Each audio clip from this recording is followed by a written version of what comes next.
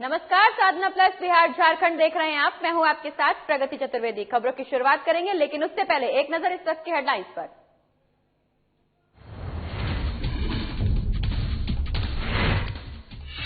तेजस्वी यादव पहुंचे मोतिहारी, जनता से की मनोज यादव को जिताने की अपील। कहा, बिहार बना बेरोजगारी का केंद्र।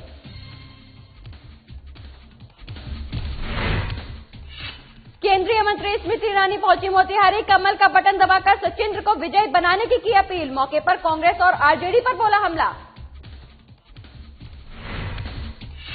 आखिरी चरण में होगा कटिहार में मतदान, जाप सुप्रीमो प्रचार करने पहुंचे बरारी विधानसभा क्षेत्र। कहा, पिछले 15 सालों में बिहार में बड़ी अफसरशाही। अररिया में मनोज तिवारी ने सभा को किया संबोधित, भोजपुरी गाने से की कार्यक्रम की शुरुआत। मनोज तिवारी ने एनडीए सरकार की गिनवाई उपलब्धियां। बिहार विधानसभा चुनाव के तीसरे चरण में कटिहार में होगा मतदान, प्रचार प्रसार को लेकर नेताओं की जनसभाएं हुई शुरू। उम्मीदवार के पक्ष में वोट डालने की अपील। मोतिहारी में 3 नवंबर को होगा मतदान, राष्ट्रीय सह संगठन मंत्री ने सभा को किया संबोधित, लोगों से की मताधिकार का प्रयोग करने की अपील।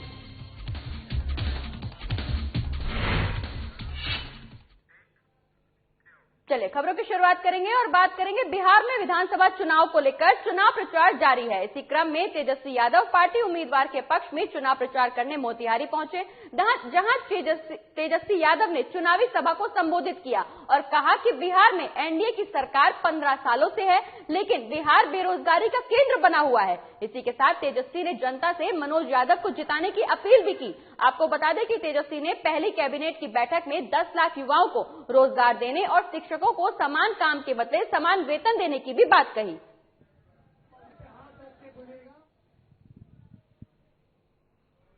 मनोज चुनाव नहीं लड़ रहे, यहाँ से कल्याणपुर से तेजस्वी यादव चुनाव लड़ रहा है। एक वोट लालटेन के निशान पर।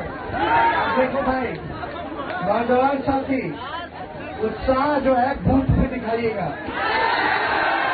वोट किसको को देना है, जिन्होंने गरीबों को मुफ्त मिला है। ये चुपचाप लालटेन छाप, चुपचाप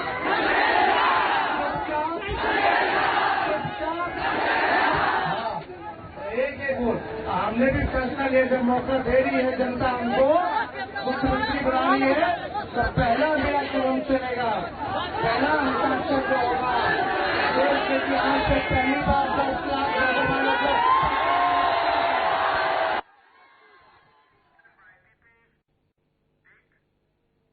और लालटेन की सरकार में नौकरी के लिए नेताजी के पॉकेट में पैसा डालना पड़ता था, तब जाकर नौकरी नसीब होती थी। आपको बता दें कि ये पूरा बयान केंद्रीय मंत्री स्मृति ईरानी का है। स्मृति ईरानी बिहार विधानसभा चुनाव प्रचार के लिए मोतिहारी पहुंची, जहां कल्याणपुर पेट्रोल पंप के पास उन्होंने एक जनसभा को संबोधित किया और अमेठी की सांसद स्मृति ईरानी ने कहा कि अमेठी में कांग्रेस का किला हटाकर जीत हासिल की है। लालटेन और कांग्रेस के युग में राज्य में बूथ लूटा जाता था और गरीब वर्ग के लोग डर की वजह से जूझकर वोट देते थे। इसी के साथ उन्होंने ये भी कहा कि जो सोने के चम्मच लेकर पैदा हुए हैं वो गरीबों को क्या जानेंगे। मौके पर स्मृति ईरानी ने कांग्रेस और आरजेडी को भी आड़े हाथों लिया और कल्याणपुर विधानसभा से कमल पर बटन दबाकर सचिंद्र प्रसाद सिंह को विजयी बनाने की जनता से अपील की। तो केंद्रीय मंत्री स्मृति ईरानी ने तंज कसा है लालटेन की सरकार पर। उनका कहना कि लालटेन की सरकार में नौकरी के लिए नेताजी के पॉकेट में पैसे डालने पड़ते थे, तब जाकर कहीं नौकरी नसीब होती थी। आपको बता दें कि स्मृति ईरानी बिहार विधानसभा चुनाव प्रचार के लिए मोतिहारी पहुंची, जहां उन्होंने कल्याणपुर पेट्रोल पंप के पास एक सभा को संबोधित किया। वहीं सभा को संबोधित करने के दौरान उन्होंने लालटेन की सरकार पर तंज कसते हुए कहा कि नौकरी पाने के लिए लोगों को नेताजी के पॉकेट में पैसा डालना पड़ता था, तब कहीं जाकर लोगों को नौकरी नसीब होती थी।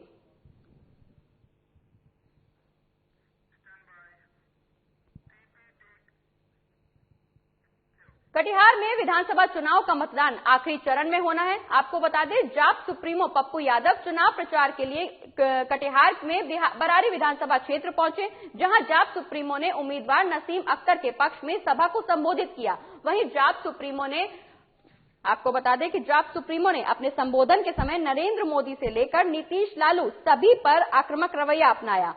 पप्पू यादव इस दौरान अपने हाथ में प्रतिज्ञा पत्र लेकर भाषण दे रहे थे।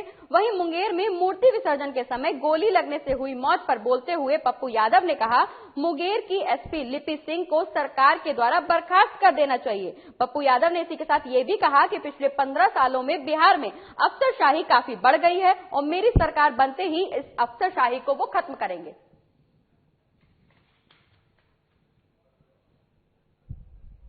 चाहिए, यही चेहरा है नीतीश कुमार का 15 सालों के अंदर। ये अफसरशाही का मन बढ़ा हुआ है। पीटीए की सरकार कैसे आएगी, पप्पू यादव का सरकार कैसे आएगी, सबसे पहले अफसरशाही को मैं समाप्त करूंगा। चिराग का वीडियो वायरल हो रहा है जिसमें पिता के निजी चीजों में मत जाइए।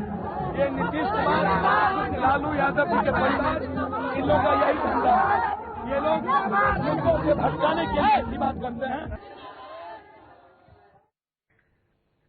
भोजपुरी सुपरस्टार और सांसद मनोज तिवारी और बीजेपी नेता रामकृपाल यादव एक चुनावी सभा को संबोधित करने के लिए नरपतगंज विधानसभा के महथावा पहुंचे, जहां मनोज तिवारी ने कार्यक्रम की शुरुआत भोजपुरी गाने से की। आपको बता दें कि ये भोजपुरी गाना जियो हो बिहार के लाला है। इस दौरान सुशांत सिंह राजपूत के मामले पर भी प्रकाश डाला मनोज तिवारी ने। आपको बता दें कि मनोज तिवारी नरपतगंज विधानसभा के बीजेपी उम्मीदवार जयप्रकाश यादव के पक्ष में मतदाताओं को जागरूक करने और जयप्रकाश यादव के पक्ष में वोट करने की अपील की। इसी के साथ मनोज तिवारी ने कांग्रेस और आरजेडी को भी आड़े हाथों लिया। साथ ही सभा को मनोज तिवारी ने एनडीए सरकार की उपलब्धियां भी गिनवाई।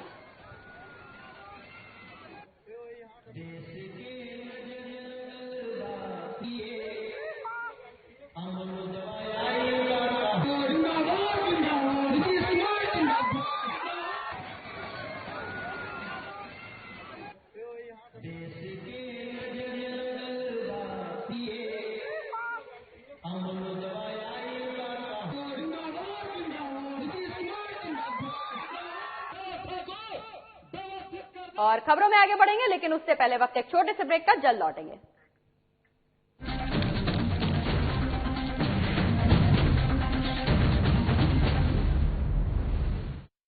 बज चुका है बिहार में चुनावी बिगुल, सजने लगे हैं चुनावी अखाड़े। क्या है बिहार में विकास का हाल, कितने हुए वादे पूरे, कितना हुआ विकास। 15 साल के सुशासन में कितना बदला बिहार या जनता है लाचार। आपको बताएंगे बिहार विधानसभा के सभी 243 सीटों का ताजा हाल। बिहार चुनाव की हर खबरों से रहिए खबरदार। बिहार झारखंड के साथ।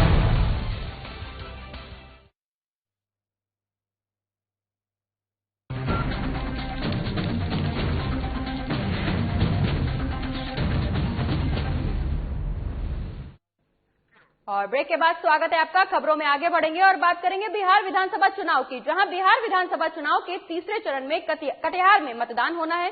चुनाव प्रचार को लेकर नेताओं की जनसभाएं शुरू हो चुकी हैं। नेता अपनी अपनी पार्टी के उम्मीदवार के पक्ष में वोट डालने के लिए जनता से अपील करते हुए लगातार नजर आ रहे हैं। आपको बता दें, बरारी विधानसभा क्षेत्र में जेडीयू उम्मीदवार कटिहार के मेयर विजय सिंह निषाद को बनाया गया है। विजय सिंह निषाद के पक्ष में बरारी में एक जनसभा की गई, जिसमें बिहार सरकार में भवन निर्माण मंत्री जेडीयू के कार्यकारी अध्यक्ष अशोक चौधरी ने शिरकत की। मौके पर पूर्णिया लोकसभा के जेडीयू सांसद संतोष कुशवाहा भी मौजूद रहे। इस दौरान मंत्री अशोक चौधरी ने एनडीए सरकार के 15 साल की उपलब्धियों को गिनवाया। साथ ही उन्होंने जनता से एनडीए प्रत्याशी के पक्ष में मतदान करने की अपील भी की। वहीं अशोक चौधरी ने एलजेपी के राष्ट्रीय अध्यक्ष चिराग पासवान को भी निशाने पर लिया।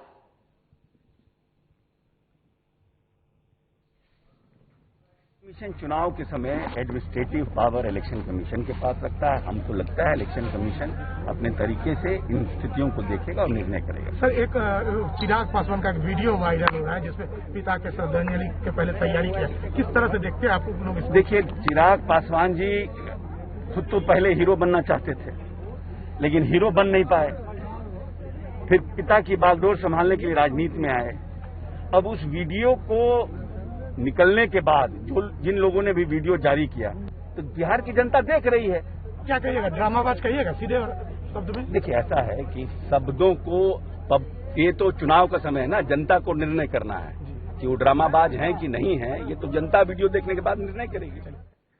और अगली खबर मोतिहारी से है, जहां चकिया के गणिनाथ मंदिर में अखिल भारतीय विद्यार्थी परिषद के राष्ट्रीय सह संगठन मंत्री श्रीनिवास के एबीवीपी के छात्रों को संबोधित किया और कहा कि मोतिहारी में विधानसभा के लिए मतदान 3 नवंबर को होना है। इस दौरान उन्होंने मतदाताओं को अपने पक्ष में वोट का महत्व समझाया और उस दौरान वोट का महत्व समझाते हुए अपना मताधिकार का प्रयोग करने की अपील भी की। आपको बता दें कि अखिल भारतीय विद्यार्थी परिषद की तरफ से मतदान को लेकर जागरूकता अभियान चलाया जा रहा है।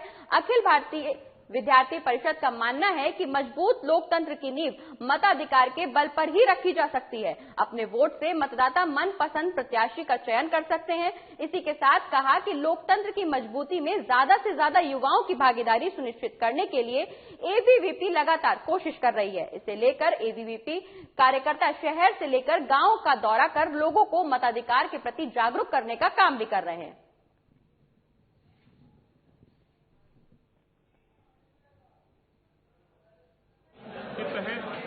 यहाँ जो आने वाले 3 नवंबर का विधानसभा चुनाव है, जिसमें पिपरा, मधुबन और कल्याणपुर विधानसभा, 3 विधानसभाओं के यहाँ विद्यार्थी परिषद के छात्र युवा यहाँ पर एकत्रित हैं। अखिल भारतीय विद्यार्थी परिषद का मानना है कि आने वाला विधानसभा का चुनाव ये बिहार के वर्तमान और भविष्य के लिए बहुत महत्वपूर्ण है। बिहार के छात्रा महिलाओं की सुरक्षा के लिए, बिहार में शिक्षा के और अवसर आए उसके लिए, और इसके जो एक बात पूरे बिहार में चल रही है 15 साल बनाम 15 साल, उसके आधार पर हम बिहार को किस ओर लेकर जाएंगे वो तय करने का काम बिहार का पहली बार का और युवा मतदाता करने वाला है।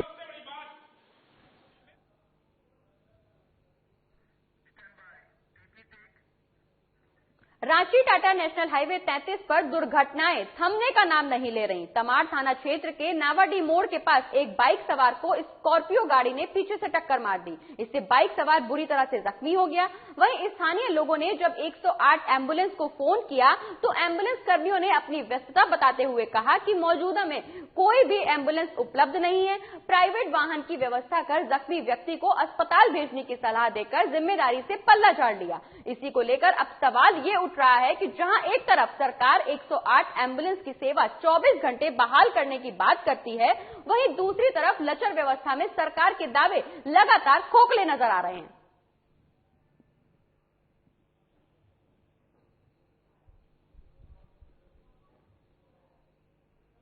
पीछे में जाके हमको डैश करके वो गिर गया। सामने से गाड़ी आ गया और हम तो किनारे के पीछे में जाके हमको डैश करके वो गिर गया और इतना रफ्तार में था कि उसको कैजुअल्टी हुआ। आप लोग कहाँ से कहाँ जा रहे थे? हम लोग टाटा से रांची जा रहे हैं। आप ही का गाड़ी से लगा है ना? गाड़ी से मेरा ही गाड़ी में लगा है, किससे न मारा है देखिए।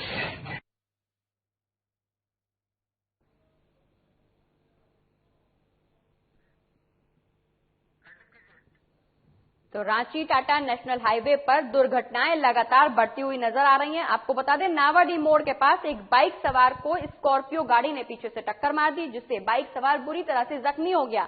वहीं गैर जिम्मेदाराना बयान देते हुए 108 एम्बुलेंस को जब वहां मौजूद लोगों ने फोन किया तो 108 एम्बुलेंस का कहना यह था, एम्बुलेंस कर्मियों ने अपनी व्यस्तता बताई। एम्बुलेंस कर्मियों का कहना यह था कि मौजूदा में कोई एम्बुलेंस उपलब्ध नहीं है, अपना प्राइवेट वाहन की व्यवस्था कर जख्मी को अस्पताल पहुंचा दीजिए।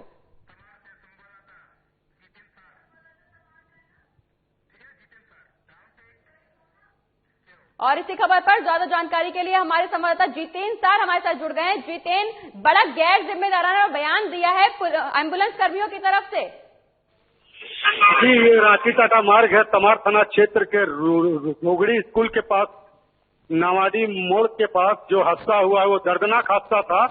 स्कॉर्पियो और बाइक में जो टक्कर हुई है, स्कॉर्पियो खड़ा था, फैमिली वाला था जो जमशेदपुर से रांची जा रहा था, लेकिन जो शख्स बाइक में था वो गिरा हुआ था रोड पर।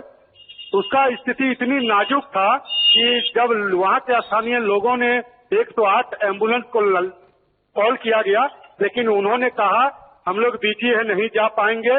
लेकिन इन लोग प्राइवेट गाड़ियों को रोकने की कोशिश कर रहा था, लेकिन कोई गाड़ी नहीं रुक रहा था और वो पड़ा हुआ था। तो समझ सकते हैं जो 108 एम्बुलेंस जो झारखंड सरकार द्वारा आम जनता के लिए, सड़क के लिए दिया गया, 24 घंटा उसका सर्विस होना चाहिए। तो ये आज की ही बात नहीं है, आए दिन ऐसे ही घटना होती है। जो एम्बुलेंस को कॉल करने के बाद तो कभी 2 घंटा के बाद आती है, तो कभी बोलता जो घायल है उससे बात करा। तो समझ सकते हैं कि झारखंड सरकार की ये जो पॉलिसी है 108 एम्बुलेंस की खोखली नजर दिखती आ रही है। जी बिल्कुल जितेंद्र, जैसा आपने बताया कि जहां सरकार एक तरफ दावे कर रही है कि 108 की एम्बुलेंस सेवा जो है वो 24 घंटे बहाल की जा रही है जनता के लिए, लेकिन वहीं बड़ा गैर जिम्मेदाराना बयान दिया है इसने एम्बुलेंस कर्मियों की तरफ से आया है कि आप अपने प्राइवेट वाहन की व्यवस्था कर लीजिए और पीड़ित को अस्पताल ले जाइए। ऐसे में जनता की क्या प्रक्रिया है सरकार के लिए, क्योंकि सरकार लगातार दावे कर रही है।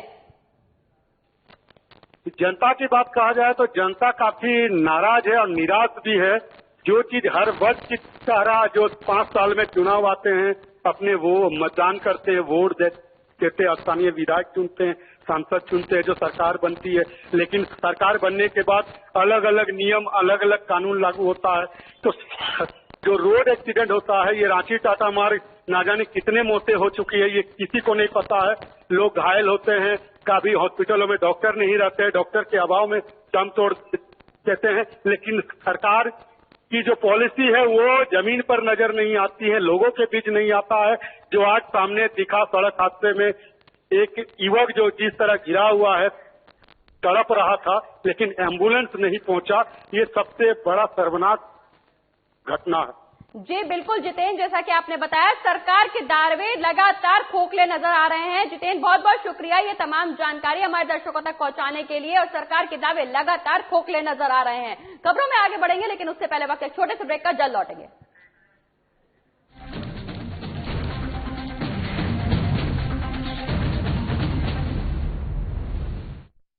बच चुका है बिहार में चुनावी बिगुल, सजने लगे हैं चुनावी अखाड़े। क्या है बिहार में विकास का हाल, कितने हुए वादे पूरे, कितना हुआ विकास। 15 साल के सुशासन में कितना बदला बिहार या जनता है लाचार।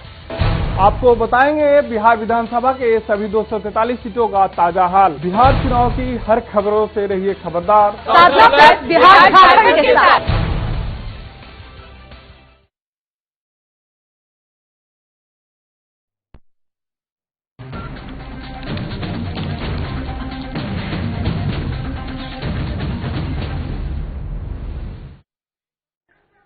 और ब्रेक के बाद एक बार फिर से स्वागत है आपका। खबरों में आगे बढ़ेंगे और बात करेंगे गिरिडीह की, जहां गिरिडीह से पचंबा थाने पोस्टेड जवान ने फांसी लगाकर आत्महत्या कर ली। आपको बता दें कि पिछले महीने में अब तक 2 पुलिसकर्मियों के आत्महत्या के मामले सामने आ चुके हैं। मृतक जवान हजारीबाग के बरही के गांव का रहने वाला था। आपको बता दें कि पचंबा थाने में करीब 6 महीने से तैनात था। वहीं मामले के बारे में मृतक जवान की पत्नी ने बताया कि मृतक और उसकी पत्नी के बीच कुछ विवाद को लेकर झड़प हुई, जिसके बाद मृतक ने खुद को अपने कमरे में बंद कर लिया। वहीं मामले की जानकारी मिलने के बाद मजिस्ट्रेट सीओ रविंद्र सिन्हा समेत कई पुलिस पदाधिकारी घटनास्थल पर पहुंचे और जवान के शव को कब्जे में लेकर सदर अस्पताल पोस्टमार्टम के लिए भेज दिया।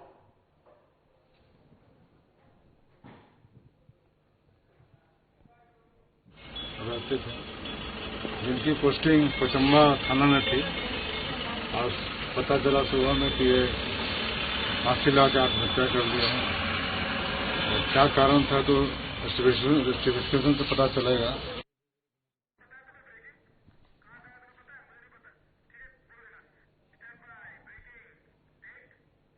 और खबरों में आगे बढ़ेंगे, लेकिन उससे पहले रुक करेंगे इस वक्त की बड़ी खबर का। जी हां, मुंगेर से इस वक्त की बड़ी खबर हम आपको बता रहे हैं, जहां मुंगेर मामले में चुनाव आयोग की बड़ी कार्रवाई हुई है। आपको बता दें मुंगेर से इस वक्त की बड़ी खबर, जहां चुनाव आयोग ने बड़ी कार्रवाई करते हुए मुंगेर के डीएम और एसपी को अपने पद से हटा दिया है। इस वक्त की बड़ी खबर मुंगेर से बता रहे हैं हम आपको, जहां चुनाव आयोग ने बड़ी कार्रवाई की है। आपको बता दें चुनाव आयोग ने बड़ी कार्रवाई करते हुए मुंगेर के डीएम और एसपी को पद से हटा दिया। मगध प्रमंडल के आयुक्त को जांच के दिशा निर्देश भी दिए गए हैं। इस दौरान आपको बता दें मुंगेर से इस वक्त की बड़ी खबर, जहां मुंगेर मामले में चुनाव आयोग की बड़ी कार्रवाई सामने आई है। चुनाव आयोग ने कार्रवाई करते हुए मुंगेर के डीएम और एसपी को पद से हटाया। मगध प्रमंडल के आयुक्त को जांच के दिशा निर्देश भी दिए गए हैं। और इसी खबर पर ज्यादा जानकारी के लिए हमारे संवाददाता अभिषेक कुमार सिंह हमारे साथ मौजूद हैं। अभिषेक, चुनाव आयोग की बड़ी कार्रवाई सामने आई है, डीएम और एसपी को पद से हटाया गया है। जी बिल्कुल, मुंगेर के विसर्जन के दिन जो पुलिस के द्वारा फायरिंग हुई थी, फायरिंग में एक युवक की मौत हो गई थी, उसके बाद जो मुंगेर के स्थानीय लोग हैं काफी उग्र हो गए थे। आज हजारों की संख्या में जो लोग हैं वो डीएम आवास और एसपी आवास का घेराव कर दिया और पथराव करने लगे। साथ ही पथराव करने के बाद जो भी पुलिसकर्मी थे वहां से छोड़ के फरार हो गए। तब भीड़ जो है वहां से आगे बढ़ती गई और मुंगेर में मौजूद कोतवाली थाना को फूंक दिया, यानी थाना के आगे जो गाड़ियां लगी रहती हैं गाड़ियों को आके हवाले कर दिया। करीब आधे दर्जन से अधिक गाड़ियों को वहां लोगों ने फूंक डाला। फिर जो भीड़ है दूसरे थाना की ओर आगे बढ़ी। पूर्व सराय ओपी है उसको भी निशाना बनाया वहां के उपद्रवी लोगों ने। साथ ही वसुदेवपुर थाना को भी में लगे जो जितनी भी गाड़ियां हैं उनको जला दी गई। ये खबर जब आला अधिकारियों तक पहुंची तो चुनाव आयोग ने इस मामले को संज्ञान में लिया और वहां की जो एसपी हैं लिपि सिंह और डीएम जो है राजेश मीना उनको तत्काल बर्खास्त कर दिया गया है। यानी कि जो जांच का जिम्मा है मगध प्रमंडल के जो आयुक्त हैं उनको सौंपा गया है और उन्हें 7 दिन तक कैंप करने का आदेश दिया गया है चुनाव आयोग की ओर से। तो निश्चित तौर पे ये बहुत बड़ी कार्रवाई कही जाएगी, क्योंकि लगातार उस गोलीबारी में जो मौत हुई थी उसके बाद मुंगेर के लोग काफी आक्रोशित थे। आज मुंगेर के लोगों का आक्रोश जो है सड़कों पे निकल के जी अभिषेक, जैसा कि आपने बताया कि चुनाव आयोग की बड़ी कार्रवाई की गई है, डीएम और एसपी को उनके पद से हटाया गया। बहुत बहुत शुक्रिया अभिषेक, ये तमाम जानकारी हमारे दर्शकों तक पहुंचाने के लिए। हम आगे भी आपसे अपडेट्स लेते रहेंगे, लेकिन फिलहाल के लिए शुक्रिया। और आइए आपको सीधे लिए चलते हैं राजधानी पटना, जहां जेडीयू के प्रदेश कार्यालय में एनडीए की संयुक्त प्रेस कॉन्फ्रेंस चल रही है। क्या कुछ अहम है इस प्रेस कॉन्फ्रेंस में, आइए आपको सुनवाते हैं। कोई जाति का बात करता है, कोई किसी को अपमानित करने का शब्द प्रयोग कर रहा है। हताश भरा हुआ पूरा राजद कांग्रेस का जो गठबंधन है, जो मुड़कटवा दल लालू जी खुद करते थे और उसको जो है उसके साथ गठबंधन करके पूरे बिहार को अपने जलादी संस्कृति में झोंकने का काम करने का काम ये गठबंधन कर रहा है। अब हमारे दानिश जी हम पार्टी के प्रवक्ता हैं, वो अपना बहुत धन्यवाद। सबसे पहले मैं क्षमा चाहता हूं कि प्रेस कॉन्फ्रेंस में आप लोगों को मेरी वजह से थोड़ा इंतजार करना पड़ा, इसके लिए मैं क्षमा चाहता हूं। मित्रों, लगातार कई राष्ट्रीय जनता दल के, कांग्रेस के और खास करके हमारे कुछ पत्रकार जो दिल्ली से यहाँ आए हैं उनके द्वारा ट्विटर पे, फेसबुक पर तेजस्वी यादव जी की भारी भरकम सभा के वीडियोस को शेयर किया जा रहा है। कुछ लेफ्टिस्ट मानसिकता के कुछ लोग हैं जो ये बढ़ा चढ़ाकर बताने की कोशिश कर रहे हैं कि बिहार बदलाव की तरफ अग्रसर है। लेकिन मित्रों, आपने तेजस्वी यादव जी की किसी सभा में, राहुल गांधी जी की किसी सभा में उदंड भीड़ के अलावे एक महिला को नहीं देखा। बिहार में महिलाओं को जो आरक्षण मिला, चाहे काजी निकाय का मामला हो, चाहे सरकारी नौकरी का मामला हो, महिलाएं बिहार की तस्वीर और तस्वीर को बदलने का काम कर रही हैं। और बिहार की महिलाओं को पता है कि किस तरीके से राष्ट्रीय जनता दल के लालू प्रसाद यादव और तेजस्वी यादव और राबड़ी देवी जी के शासनकाल में क्या कुछ हुआ है, बिहार की महिलाएं अच्छे से जानती हैं। आज हमारे न्यूज चैनल के बहुत सारे पत्रकार रात में 9 बजे 10 बजे डिबेट शो कर रहे हैं, लेकिन जब तथाकथित जंगल राज हुआ करता था तो 5 बजे बेटियों को घरों में छुपा दिया जाता था। ये बिहार की महिलाएं, बिहार की बेटियां अच्छे से समझ रही है और इसका नतीजा है कि तेजस्वी यादव जी के सभा से तो दूर, तेजस्वी यादव जी का वो चेहरा देखना नहीं पसंद कर रहे हैं। इसलिए आप लोगों ने उनके तमाम सभाओं में देखा होगा कि किसी सभा में उधर के भीड़ के अलावे महिलाएं दूर दूर तक दिखाई नहीं देती। और हमें आश्चर्य होता है कि एक युवा खुद को बिहार का मुख्यमंत्री समझता है और अभी हमें हमारे बड़े भाई अजय आलोक जी ने एक वीडियो दिखाया। क्या एक कार्यकर्ता की ये भी हैसियत की है राष्ट्रीय जनता दल में कि अपने नेता के साथ एक तस्वीर खिंचाए? क्या एक कार्यकर्ता को इस तरीके से दुत्कार के हाथ खींचकर भगा दिया जाए? मेरे ख्याल से वो एक कार्यकर्ता का अपमान नहीं, एक बिहारी युवा का अपमान है, जिसके साथ तेजस्वी यादव जी ने एक अपमानित करने वाला काम किया। और ये बार बार नौकरी की बातें करते हैं, बार बार इस बात का जिक्र करते हैं कि भाई हम बिहार में 10 लाख रोजगार देंगे। लेकिन मैं आप लोगों के माध्यम से बिहार की जनता को बता देना चाहता हूं कि हमारे देश में सरकारी नौकरी का एक कल्चर है कि हम सभी फेल को नौकरी नहीं देते हैं। और अगर तेजस्वी यादव जी ये न्यूज शब्द देखकर घूम रहे हैं तो उनको बताना चाहिए कि कौन से विभाग में कितनी वैकेंसी आनी है, इसका कोई पता नहीं। कौन से विभाग में कितनी वैकेंसी में कितना व्यय खर्च होगा, बजट कितना लगेगा, इसकी कोई जानकारी नहीं है, बस मुझसे बोलिए। और आजकल आपने देखा होगा कि लालटेन को जलाने के लिए एक चिराग घूमे फिर रहे हैं। वो बार बार कहते हैं कि मोदी जी का आशीर्वाद प्राप्त है, मोदी जी ने हमें ये कहा है वो कहा है। लेकिन हमारा मैं चूंकि भोजपुरी क्षेत्र से आता हूं और हमारे यहाँ एक कहावत है, एक पूछा तो आपको पूछा। कोई पूछ तो रहा नहीं है लेकिन जबरदस्ती कह रहे हैं कि हम हनुमान हैं, हम पता नहीं क्या है। और देखिए 2 दिन पहले मैंने एक वीडियो देखा था चिराग पासवान जी का। मैं अपने आप को खुद से अपमानित महसूस कर रहा था कि आदरणीय नेता श्री रामविलास पासवान जी के निधन के बाद पूरा बिहार मर्मान्वित था, पूरे देश में शोक की लहर थी। लेकिन उनके शव के सामने बेहोश हो जाने वाला युवा नेता दूसरे दिन एक शूटिंग कराकर राजनीति हत्या था। ऐसा लग रहा था कि पूरे बिहार पर वो हंस रहा है। रामविलास पासवान जी के निधन से हम सुखी थे और चिराग पासवान जी को पता नहीं किस बात की खुशी थी कि वो वीडियो में फिर खिलाकर हंस रहे हैं। जब वो मंच से रामविलास पासवान जी का नाम आप लेते हैं तो शोभा नहीं देता। ऐसा लगता है कि रामविलास पासवान जी के मौत के बाद, उनके निधन के बाद अगर बिहार में नहीं देश में सबसे ज्यादा कोई व्यक्ति खुश हुआ है तो वो चिराग पासवान जी। और हम केंद्र सरकार से भी मांग करते हैं, क्योंकि केंद्रीय मंत्री रहे हैं रामविलास पासवान जी, बड़े नेता थे, लेकिन जब उनकी तबीयत खराब थी, अस्पताल में भर्ती थे, तो आखिर किसके निर्देश पर उनका मेडिकल बुलेटिन जारी नहीं होता था, किसने रोका हुआ था? आखिर उनके निधन में राज क्या है, उनकी मौत में क्या राज है कि चिराग पासवान इस चीज को छुपा रहे हैं? केंद्रीय मंत्री की तबीयत खराब थी, अस्पताल में भर्ती थे और आज भी किसी दिन मेडिकल बुलेटिन। तो पटना से सीधे लाइव तस्वीरें देख रहे थे आप, जहां जेडीयू प्रदेश कार्यालय में एनडीए की संयुक्त प्रेस कॉन्फ्रेंस चल रही थी, जहां एनडीए की संयुक्त प्रेस कॉन्फ्रेंस में लगातार तेजस्वी यादव पर हमलावर रहे, वहीं चिराग पासवान को भी आड़े हाथों लिया गया। इस दौरान उनका कहना कि बिहार की महिलाएं, बिहार की बेटियां तेजस्वी यादव का चेहरा तक देखना पसंद नहीं करती। और फिलहाल इस बुलेटिन में इतना ही। आप देखते रहिए साधना प्लस बिहार झारखंड। नमस्कार।